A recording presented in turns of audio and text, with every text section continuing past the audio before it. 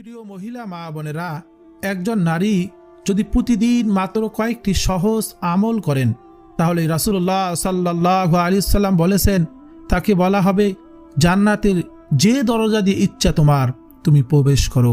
বলুন না সুবহানাল্লাহ। আজকের ভিডিওতে থাকছে এমন 9টি আমল যা প্রতিটি মুসলিম নারীর জীবনকে বদলে দিতে পারে, গুনাহ থেকে হেফাজত করতে পারে এবং দুনিয়া ও আখিরাতে সুখ শান্তি এনে দিতে পারে। বলুন না সুবহানাল্লাহ।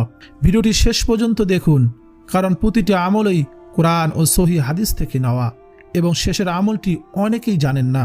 প্রিয় বোনেরা, ইসলামে নারীদের জন্য এমন কিছু সহজ আমল রয়েছে যা করতে বিশেষ কোনো কষ্ট বা সময়ের প্রয়োজন হয় না, অথচ এর প্রতিদান অত্যন্ত বিশাল, ফজিলত অনেক বড়। ঘর থেকেই দৈনিক কাজের ফাঁকে ফাঁকেই এই আমলগুলো করা সম্ভব। প্রিয় মহিলা মা বোনেরা, চলুন একে একে সেই 9টি আমল, বিশেষ গুরুত্বপূর্ণ আমলগুলো আমরা জেনে নেই, যার প্রতিটি কোরআন ও হাদিস দ্বারা প্রমাণিত এই আমলগুলো।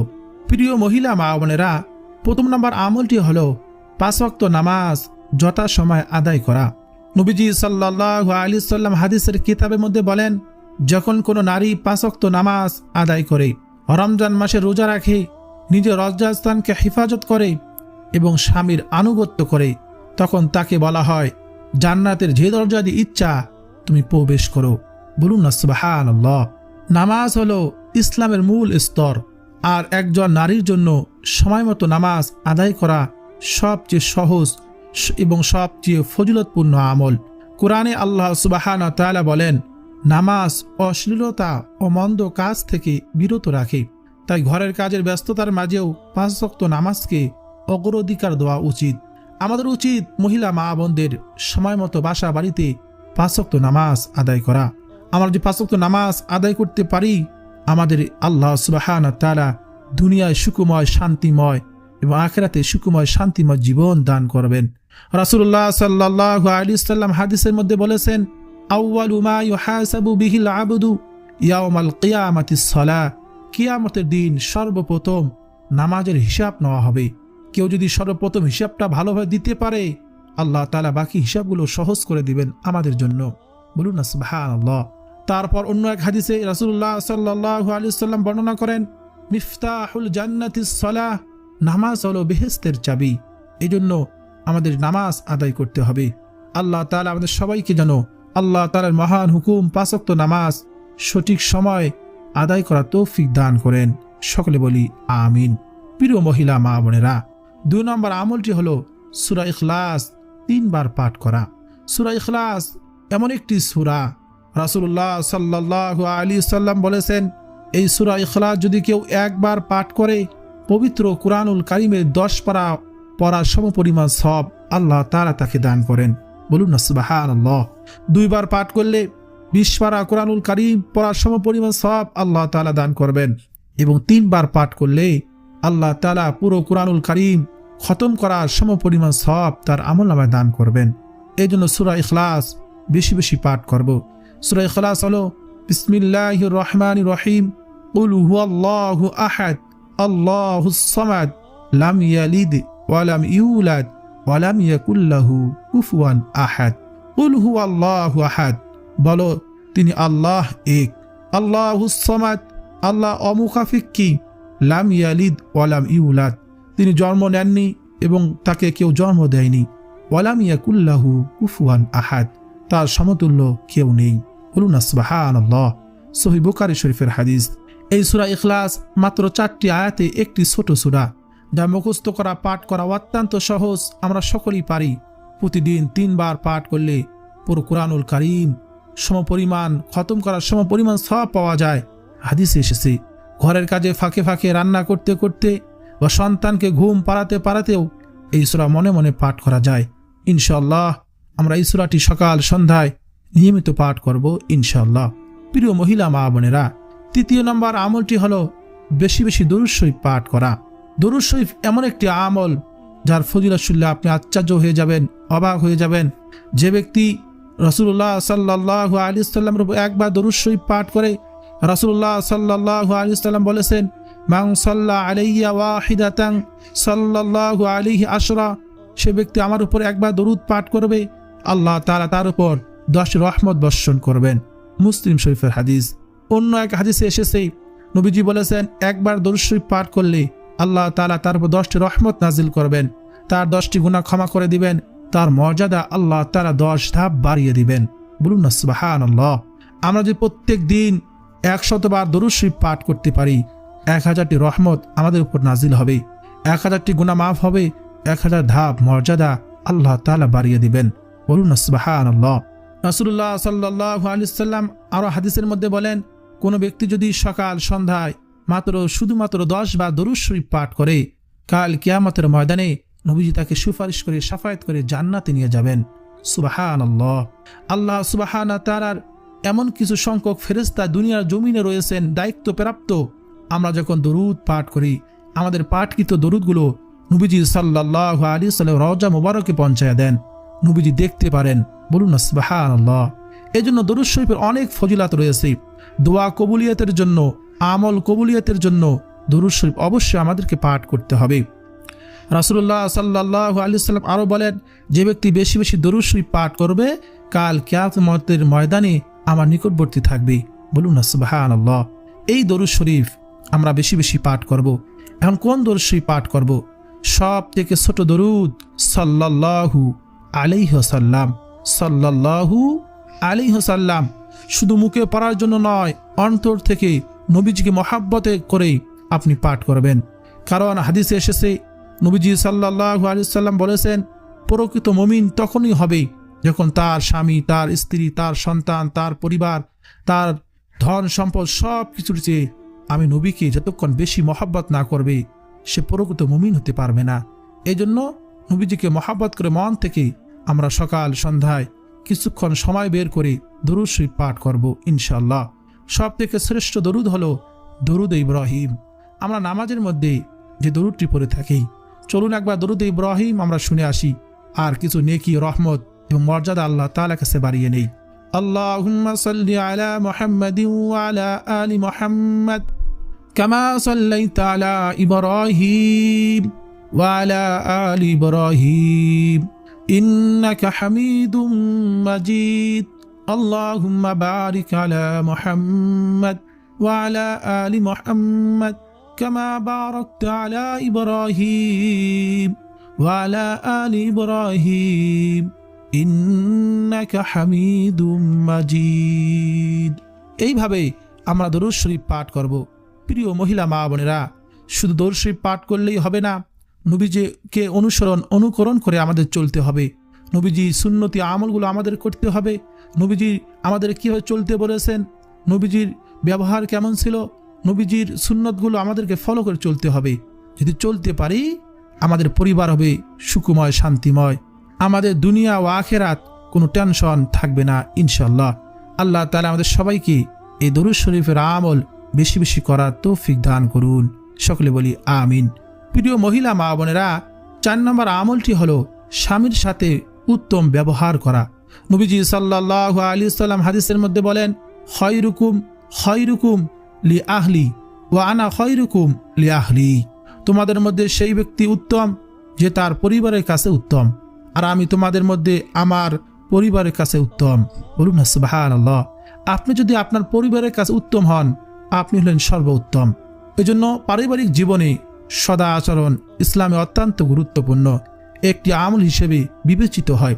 একজন নারী যখন তার স্বামী ও পরিবারের সাথে ধৈর্য, ভালোবাসা ও সম্মানের সাথে আচরণ করেন, তখন তা কেবল পারিবারিক শান্তি আনে না, বরং আল্লাহ তাআলার কাছেও এটি অত্যন্ত প্রিয় একটি আমল হিসেবে গণ্য হয়।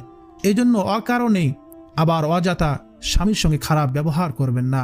রাসূলুল্লাহ সাল্লাল্লাহু আলাইহি ওয়াসাল্লাম বলেছেন, যদি আল্লাহ ছাড়া কাউকে সিজদা দেওয়া যাইতো, আমি বলতাম স্ত্রীগণ যেন তাদের স্বামীকে সিজদা করে। কিন্তু যেহেতু আল্লাহ ছাড়া কাউকে সিজদা দেওয়ার অনুমতি নেই, এখানে স্বামীর মর্যাদাকে স্ত্রীর কাছে মূল্যায়ন করা হয়েছে এই উদাহরণ দিয়ে। এজন্য অবশ্যই স্বামীর সঙ্গে উত্তম ব্যবহার করব, ধৈর্য ধারণ করব এবং অভাব অনটন বিপদ আপদের সময় সর্বোচ্চ ধৈর্য ধারণ করব। একজন নারীর ধৈর্য হলো মেন শক্তি। ধৈর্যকারী ব্যক্তিকে আল্লাহ তাআলা ভালোবাসেন, মহাব্বত করেন।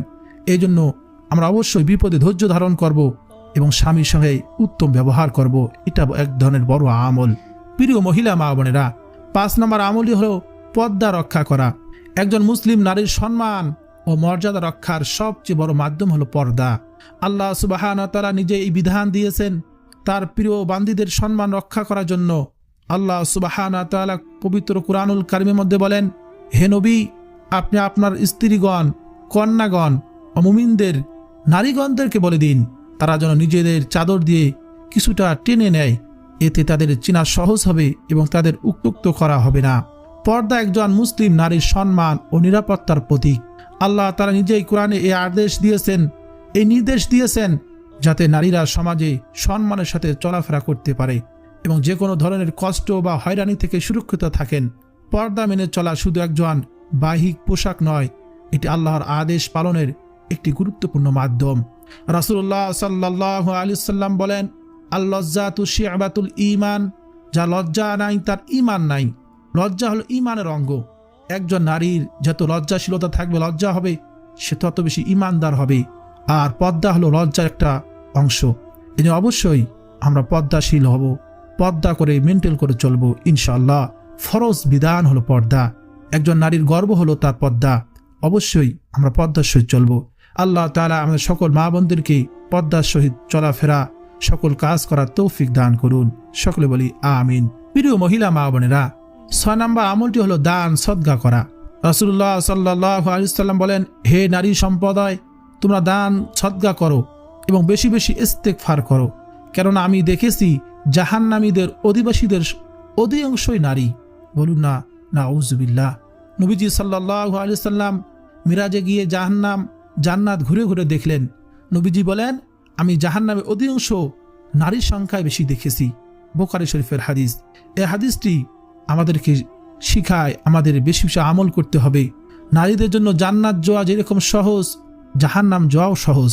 রাসূলুল্লাহ সাল্লাল্লাহু আলাইহি ওয়াসাল্লাম নারীদের উদ্দেশ্যে বলেছিলেন, এটি ভয় দেখানোর জন্য নয়, বরং সতর্কতা ও সংশোধনের জন্য নবীজি বলেছিল।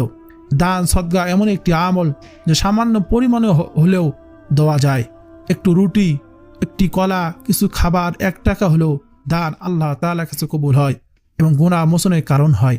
প্রিয় মহিলা মা বোনেরা, মানুষ যখন মৃত্যুবরণ করে তার সকল নেক কাজের দরজা বদ্ধ হয়ে যায়। সে চাইলেও আর নেকি অর্জন করতে পারে না। কিন্তু 3টি জিনিস যদি দুনিয়াতে রেখে যায়, কবরের থেকেও শুয়ে শুয়েও সে বোনাস নেকি অর্জন করতে পারে। তাহলে নিকার সন্তান।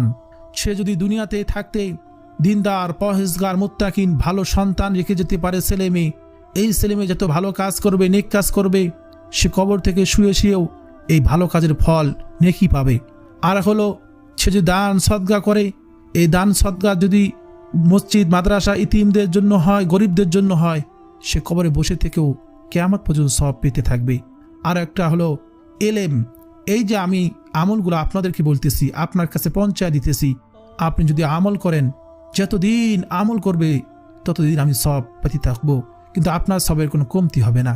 এই জন্য হাদিসে এসেছে, কেউ যদি কোনো ভালো কাজের সহযোগিতা করে, সে সেমন ভালো কাজ করার সমপরিমাণ সওয়াব পায়। এই জন্য আমাদের সন্তানগুলোকে ছোট থেকেই দিনদার, পরহেজগার, নবীর আদর্শে আল্লাহ তাআলার হুকুম মানা, এই দিকে তাগিদ দেব, এইভাবে দিন শেখাবো, ইসলাম শেখাবো, নবীজির সুন্নত অনুযায়ী জীবন পরিচালনা করা ছোট থেকে শেখাবো। তাহলে দুনিয়াও সন্তান ভালো হবে, আখিরাতেও আমাদের জন্য এই সন্তান নাজাতের কারণ হবে। দান সদকা সম্ভব হলে আমাদের সাধ্য অনুযায়ী করব, আর বেশি বেশি নিজে আমল করব, অন্যদের কাছে পৌঁছায় দেব। প্রিয় মহিলা মা বোনেরা, ওই জন্য অবশ্যই ভিডিওতে আজ একটা লাইক দিবেন, শেয়ার করবেন, আর কমেন্টে আলহামদুলিল্লাহ লিখবেন। আপনার লাইক, আপনার কমেন্ট, শেয়ারের মাধ্যমে অন্যরা যদি দেখতে পারে, প্রচার বেশি হয়, আপনি একটু সবের অংশীদার হতে পারবেন ইনশাআল্লাহ। আল্লাহ তাআলা আমাদের সবাইকে দান সদকা, নিকার সন্তান এবং বেশি বেশি আমল করা, অন্যদের কাছে পৌঁছায় দেওয়ার তৌফিক দান করুন। সকলে বলি আমিন। প্রিয় মহিলা মা বোনেরা, 7 নম্বর আমলটি হলো কোরআন তেলাওয়াত করা।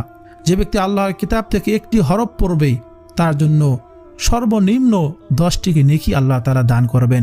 আল্লাহর কালাম এমন কালাম, পড়লেও সব, শুনলেও সব, মানলেও সব। বলুন না সুবহানাল্লাহ। এই জন্য কালামুল্লাহ আমাদের প্রত্যেকের মুসলিমদের জন্য, আমাদের শেখার জন্য ফরজ। আমরা মুসলিম, কোরআন পড়তে পারি না, এর চেয়ে হতভাগা কপাল পরা আর কি হতে পারে। এজন্য আমরা যে বয়সে আসি না কেন কোরআন শেখার চেষ্টা করব।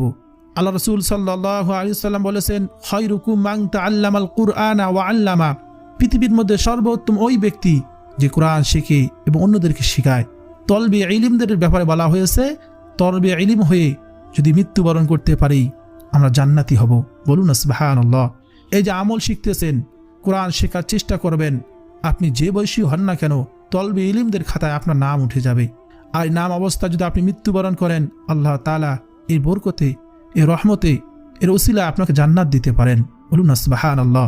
এই জন্য কোরআন শেখার চেষ্টা করবেন। প্রতিদিন একটি হরফ হলেও, একটি আয়াত হলেও মৃত্যু পর্যন্ত কোরআন শেখার চেষ্টা করবেন, নিয়মিত পড়ার চেষ্টা করবেন। কোরআন তেলাওয়াত এমন একটি আমল যা প্রতিটি অক্ষরের বিনিময়ে 10 গুণ সওয়াব দেয় আল্লাহ তাআলা। প্রতিদিন অল্প হলেও নিয়মিত কোরআন তেলাওয়াতের অভ্যাস গড়ে তুলুন। জীবনে বরকত আসবে এবং হৃদয়ে প্রশান্তি লাভ হয়। ঘরের কাজে ফাঁকে ফাঁকে দিনে অত্যন্ত 1 পৃষ্ঠা হলেও কোরআন পড়ার অভ্যাস গড়ে তুলুন। প্রিয় মহিলা মা বোনেরা, বিশেষ করে ফজরের নামাজের পর সূরা ইয়াসিন এবং মাগরিবের নামাজের পর সূরা ওয়াকিয়া আদি তেলাওয়াত করতে পারেন। আখিরাতে তো সুফল পাবেনই, দুনিয়াতে আপনার স্বামীর ব্যবসা বাণিজ্যের সংসারে আল্লাহ তাআলা এমন বরকত ঢেলে দিবেন আপনি কল্পনা করতে পারবেন না। আপনার সন্তান এমন সুন্দর হবে, দিনদার পরহেজগার হবে, স্বামী ভালো হবে, সংসারে কীরকম উন্নতি শুরু হয়ে যাবে আপনি অবাক হয়ে যাবেন। নিয়মিত আমল করতে হবে আমাদের। আল্লাহ তাআলা আমাদের সবাইকে নিয়মিত কোরআনুল কারীম তেলাওয়াত করার, আমল করার তৌফিক দান করুন। সকলে বলি আমিন। প্রিয় মহিলা মা বোনেরা, 8 নম্বর আমলটি হলো গীবত ও পরনিন্দা থেকে বিরত থাকা। রাসূলুল্লাহ সাল্লাল্লাহু আলাইহি ওয়াসাল্লাম হাদিসের মধ্যে বলেন, তোমরা একে অপরের গীবত করো না। তোমাদের কেউ কি তার মৃত ভাইয়ের মাংস খেতে পছন্দ করবে? তোমরা তা ঘৃণা করো। অর্থাৎ গীবত মারাত্মক একটি গুনাহ যা মহিলা মা বোনদের মধ্যে বেশি দেখা যায়। এই জন্য কখনো কারো অনুপস্থিতিতে তার দোষ হোক, সত্যি হোক, মিথ্যা হোক, আমরা বলবো না। আমরা গীবত থেকে বিরত থাকব। গীবত এমন একটি গুনাহ যা প্রায় অজান্তে হয়ে যায় আমাদের। আত্মীয় স্বজন, পাড়া প্রতিবেশী বা পরিচিতদের নিয়ে আমরা আলোচনার সময় আল্লাহ তাআলা কোরআনে এই কাজকে মৃত ভাইয়ের মাংস খাওয়ার সাথে তুলনা করেছেন, যা এর ভয়াবহতা বোঝার জন্য যথেষ্ট। এই অভ্যাস থেকে বিরত থাকলে সম্পর্ক শান্তি আসে এবং অসংখ্য গুনাহ থেকে বাঁচা যায়। কিন্তু কখনো কারো দোষ ত্রুটি নিয়ে আমরা আলোচনা করব না, গীবত করব না। প্রিয় মহিলা মা বোনেরা, সর্বশেষ 9 নম্বর আমল হলো সন্তানের দিন শিক্ষা দেওয়া। দিন শিক্ষা বলতে আপনি মাদ্রাসা পড়াবেন এমনটা নয়। হ্যাঁ, মাদ্রাসা পড়াতে হবে, কোরআন হাদিস শেখার জন্য হুজুরের কাছে পড়াতে হবে। আপনি জেনারেলও পড়াতে পারেন, কিন্তু একজন নারী তার স্বামীর ঘরে সন্তানের ব্যাপারে দায়িত্বশীল। একজন স্বামীর ঘরে তার সন্তানের ব্যাপারে স্ত্রী দায়িত্বশীল এবং তাকে এই বিষয়ে জিজ্ঞাসা করা হবে কাল কিয়ামতের ময়দানে। ছোটবেলা থেকে এই সন্তানকে দিন শেখাতে হবে যে এটা করা যাবে না, এটা ভালো কাজ নয়, এটা মিথ্যা, এটা অন্যায় কাজ। সৎ ছেলেদেরকে আদব আখলাক দিন শেখাতে হবে। প্রিয় মহিলা মা বোনেরা, যদি সন্তানকে একটু আগে বলেছিলাম দিন শেখাতে পারি, দুনিয়া আখেরাত আমাদের জন্য কল্যাণকর হবে। এবং ছোট থাকতে সন্তানদেরকে কোরআন পড়া শিখাতে হবে, প্রয়োজনীয় মাসাইলগুলো শিখাতে হবে। তারপর সন্তান যে লাইনে পড়ালেখা করুক কোনো সমস্যা হবে না। সন্তান তার আল্লাহ তাআলার হুকুম, নবীজির সুন্নত অনুযায়ী জীবনকে পরিচালনা করতে পারবে যদি ছোটবেলা থেকেই আমরা এই শিক্ষাটা দিতে পারি। আল্লাহ তাআলা আমাদের সন্তানগুলোকে প্রকৃত দিন এবং আল্লাহ রাসূলকে অনুকরণ করে চলার তৌফিক দান করুন। সকলে বলি আমিন। প্রিয় মহিলা মা বোনেরা, সর্বশেষ একটি আমলের কথা বলি, তা হলো ঘরে বেশি বেশি জিকির ও ইস্তেগফার করা। সকাল সন্ধ্যা বেশি বেশি একজন নারী যদি ইস্তেগফার পড়তে পারে, জিকির করতে পারে, আল্লাহ সুবহানাহু ওয়া তাআলা তার সকল অভাব অনটন দূর করে দেবেন। একটু সময় দিয়ে সকাল সন্ধ্যা এই জিকিরগুলো করবেন। সুবহানাল্লাহ, আলহামদুলিল্লাহ, আল্লাহু আকবার, লা ইলাহা ইল্লাল্লাহ, আস্তাগফিরুল্লাহ।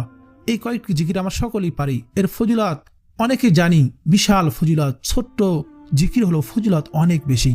রাসূলুল্লাহ সাল্লাল্লাহু আলাইহি ওয়াসাল্লাম বলেছেন, যে ব্যক্তি প্রতিদিন 100 বার সুবহানাল্লাহি ওয়া বিহামদিহি পড়বে তার গুনাহ মুছে ফেলা হবে, যদি তার সমুদ্রে ফেনার মতো বিপুল পরিমাণও হয়। সহিহ বুখারী ও মুসলিম শরীফের হাদিস। প্রিয় বোনেরা, এই জিকিরগুলো বিশেষভাবে বেশি বেশি পাঠ করুন। বিশেষ করে সাইয়্যিদুল ইস্তেগফার সকাল সন্ধ্যা একবার পাঠ করুন।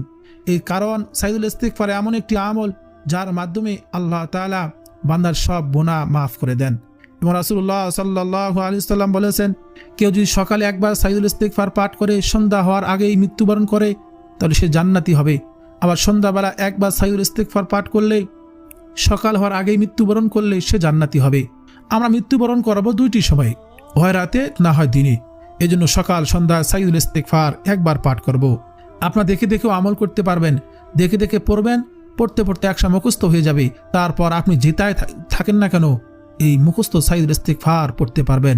সাইয়দুল ইস্তিগফারটি হলো আল্লাহুম্মা আনতা রাব্বি লা ইলাহা ইল্লা আনতা খালাকতানি ওয়া আনা আবদুকা ওয়া আনা আলা আহদিকা ওয়া ওয়া'দিকা মাস্তাতা'তু আউযু বিকা মিন শাররি মা সানা'তু আবুউ লাকা বিনি'মাতিকা আলাইয়া ওয়া আবুউ লাকা বিযামবি ফাগফিরলি ফাইন্নাহু লা ইয়াগফিরুয যুনুবা ইল্লা আনতা। এটাই হলো গুনাহ মাফের শ্রেষ্ঠ দোয়া, তওবার সরদার সাইয়দুল ইস্তিগফার। যে নারী প্রতিদিন নিয়মিত এই আমলগুলো করবে ইনশাআল্লাহ তার জীবনে ছোট বড় সমস্ত গুনাহ ধীরে ধীরে মাফ হতে থাকবে এবং আল্লাহর অনুগ্রহে তার অন্তরে ঈমানের নূর বৃদ্ধি পেতে থাকবে ইনশাআল্লাহ। একজন মা তার সন্তানের প্রধান শিক্ষক। সন্তানকে ছোট থেকেই নামাজ, কোরআন ও ভালো আচরণ শেখানো একজন মায়ের অন্যতম বড় দায়িত্ব এবং সবচেয়ে বড় সাদগায়ে জারিয়ার একটি মাধ্যম। কিয়ামতের দিন এই দায়িত্ব পালনের জন্য প্রতিটি মাকে জিজ্ঞাসা করা হবে বলে হাদিসে স্পষ্ট উল্লেখ রয়েছে। প্রিয় মহিলা মা বোনেরা, এই জন্য অবশ্যই সতর্ক হবেন সন্তানের ব্যাপারে। তাদেরকে ওই আমলগুলো শিখাবেন, কালিমা শিখাবেন, জিকির করাবেন, এর মাসলা মাসেল শিখাবেন, নিজে শিখবেন, আপনারও চর্চা হবে, সন্তানও শিখা হবে। প্রিয় মহিলা মা বোনেরা, উল্লেখিত 9টি আমল যদি আপনি ধীরে ধীরে আপনার জীবনে যুক্ত করেন তাহলে ইনশাআল্লাহ আপনার গুনাহ মাফ হবে, পারিবারিক জীবনে বরকত আসবে, দুনিয়া আখিরাতে আপনি সুখে শান্তিতে থাকবেন ইনশাআল্লাহ। মনে রাখবেন, একসাথে সব আমল শুরু করার দরকার নেই। আপনি ধীরে ধীরে একটি করে অভ্যাস গড়ে তুলুন, তাহলে এইভাবে ধীরে ধীরে সব আমল আপনার আয়ত্তে চলে আসবে, আপনার কষ্ট হবে না। প্রিয় মহিলা মা বোনেরা, ভিডিওটি ভালো লাগলে অবশ্যই এই ভিডিওতে লাইক দিন এবং আমার দিন প্রচার ছোট্ট প্রচেষ্টাকে উৎসাহিত করার জন্য আমার এই ভিডিও কমেন্ট বক্সে আলহামদুলিল্লাহ লিখে আপনার সম্মতি কৃতজ্ঞতা আল্লাহ তার শুকরিয়া আদায় করুন। আর আমলটি করতেছেন অবশ্যই আমাদেরকে জানিয়ে দিন। আল্লাহ তাআলা আমাদের সবাইকে সে তৌফিক দান করুন। আর অবশ্যই আমার এই শিকুন নূর চ্যানেলটি সাবস্ক্রাইব করে পাশে থাকা বেল বাটনটি অন করে দিন, যাতে এরকম পরবর্তী নিত্য নতুন আমলের ভিডিও সর্বপ্রথম আপনি পেয়ে যান ইনশাআল্লাহ।